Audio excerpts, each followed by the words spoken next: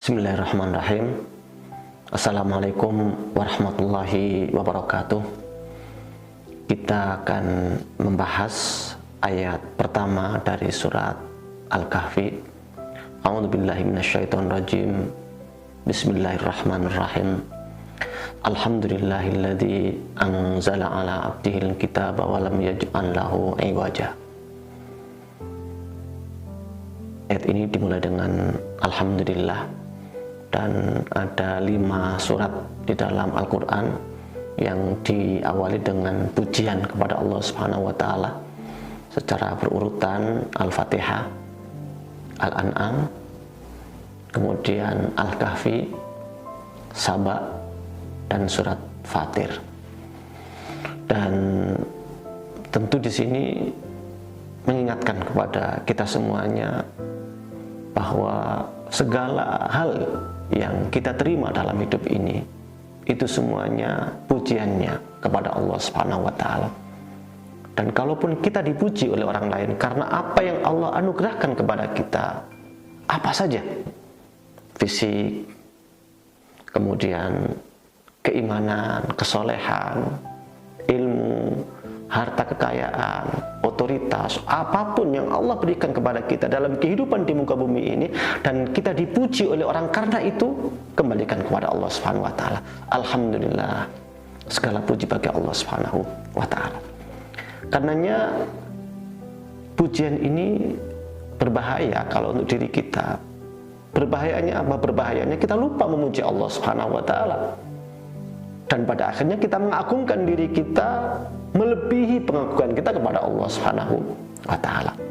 Karenanya dalam satu riwayat, ketika Abu Bakar As-Siddiq dipuji oleh orang lain, maka dia berdoa kepada Allah Subhanahu wa Ta'ala, Allahumma ja'alni khairam mimma yadunnun. Ya Allah, jadikan aku lebih baik dari apa yang mereka duga. Waghfir li fima la ya'lamun. Ampuni aku ya Allah atas apa yang tidak mereka ketahui. Wala tu'akhidni bima yaqulun. Dan Engkau siksa aku ya Allah karena akibat dari perkataan mereka. Karena perkataan mereka memuji saya itu bisa menjerumuskan saya untuk lupa kepadamu ya Allah, lupa memujimu ya Allah, dan akhirnya aku mengagungkan diriku sendiri, dan pada akhirnya na'udzubillah min dzalik, akhirnya nanti saya akan beramal, beraktivitas hanya untuk mendapatkan pujian. Makanya alhamdulillah, segala puji bagi Allah. Nikmat Allah itu sangat banyak, tapi nikmat yang terbesar adalah alladzi anzala ala abdihi al-kitaba, yang telah menurunkan kepada hambanya satu kitab. Hambanya di sini maksudnya adalah Muhammad Sallallahu Alaihi Wasallam. Dan nikmat terbesar adalah kalau Allah menurunkan wahyu kepada Rasulullah Sallallahu Alaihi Wasallam yang menjadi pedoman bagi umat manusia. Itu nikmat terbesar. Karenanya kita selalu mendengar kalau ada penceramah itu, Alhamdulillahilladzi an'ama alaina atau an'amana bil iman wal Islam. Karena nikmat terbesar itu adalah nikmat iman dan nikmat Islam. Itu nikmat tertinggi. Tidak ada yang melebihi itu. Karena itulah maka jangan melepaskan iman, jangan melepaskan Islam, karena nikmat-nikmat dunia apapun bentuknya, harta, kekuasaan, posisi, kemewahan, jangan sampai menghilangkan iman dan Islam kita. Minimal jangan sampai mengurangi keimanan dan keislaman kita. Harusnya semua yang ada di muka bumi ini, kalau kita memuji Allah Subhanahu wa Ta'ala, membuat kita makin beriman dan bertakwa kepada Allah Subhanahu wa Ta'ala. Yang ketiga, Allah menyebutkan hambanya terlebih dahulu daripada Alkitab. Ya, meskipun secara susunan sebetulnya bisa alhamdulillahilladzi anzalal kitaba ala abdihi, tapi di sini didulukan abdihi daripada kitab. Dan ini memberikan isyarat bahwa Rasulullah Shallallahu Alaihi Wasallam itu luar biasa. Kedudukannya tinggi di sisi Allah Subhanahu wa Ta'ala.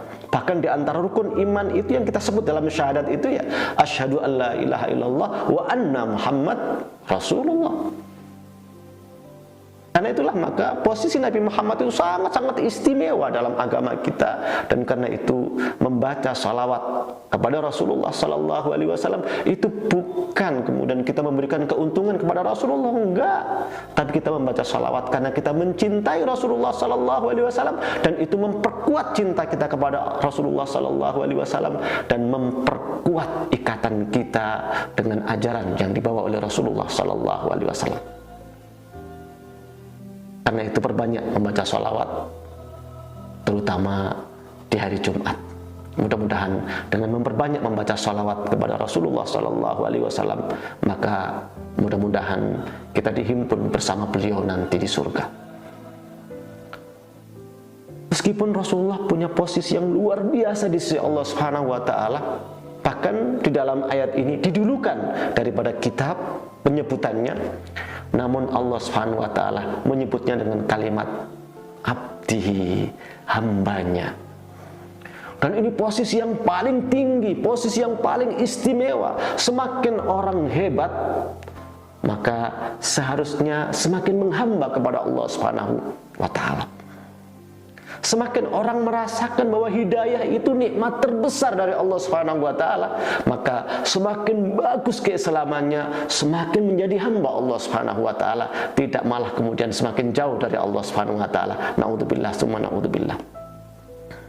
Maka posisi abdihi ini posisi yang luar biasa. Kemudian Allah menyebutkan Alkitab walam yaj'al lahu iwaja, menunjukkan kitab yaitu Al-Quran. Dan Al-Quran itu tidak ada kebengkokan di dalamnya, tidak ada penyimpangan di dalamnya. Ada satu lataif, mungkin ya, lataif itu semacam satu rahasia yang saya tangkap di dalam ayat yang pertama ini, terutama didulukan abad daripada Alkitab, karena betapapun bagusnya sebuah konsep, kalau tidak ada yang melaksanakannya, maka konsep itu tak akan menjadi apa-apa. Dan betapapun bagusnya konsep, kalau dijalankan orang-orang yang busuk, maka orang yang busuk itu akan mempolitisir, memaksa konsep yang bagus itu untuk memenuhi kehendaknya. Dan karena itulah maka Rasulullah Shallallahu Alaihi Wasallam yang diutus untuk seluruh umat manusia dan diberi wahyu Al-Quran, maka Rasulullah Shallallahu Alaihi Wasallam membentuk para sahabat agar Quran itu benar-benar ada dalam diri para sahabat itu, sehingga ketika beliau sudah diwafatkan oleh Allah Subhanahu wa taala dan Islam belum sampai ke seluruh dunia, baru di Jazirah Arab, namun sahabat-sahabat yang merupakan ar-rijal al-Qur'aniyah, ar-rijal al-Qur'aniyun, ya, mereka adalah para tokoh Qur'ani, Quran yang berjalan di muka bumi ini, yang melanjutkan perjuangan Rasulullah Sallallahu Alaihi Wasallam hingga Islam menemui kejayaan. Dan bahkan insya Allah terus-menerus bergenerasi pembentukan orang ini, pembentukan SDM yang siap menjalankan konsep yang bagus ini, konsep yang nggak ada penyimpangan di dalamnya, nggak ada kebatilan baik sebelum maupun sesudahnya.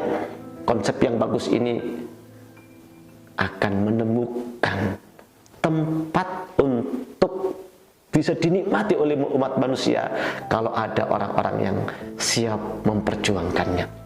Makanya Allah mendahulukan Alhamdulillahilladzi anzala ala abdihil kitab. Abdihi didahulukan daripada Alkitab karena pelaksana itu penting. Assalamualaikum warahmatullahi wabarakatuh.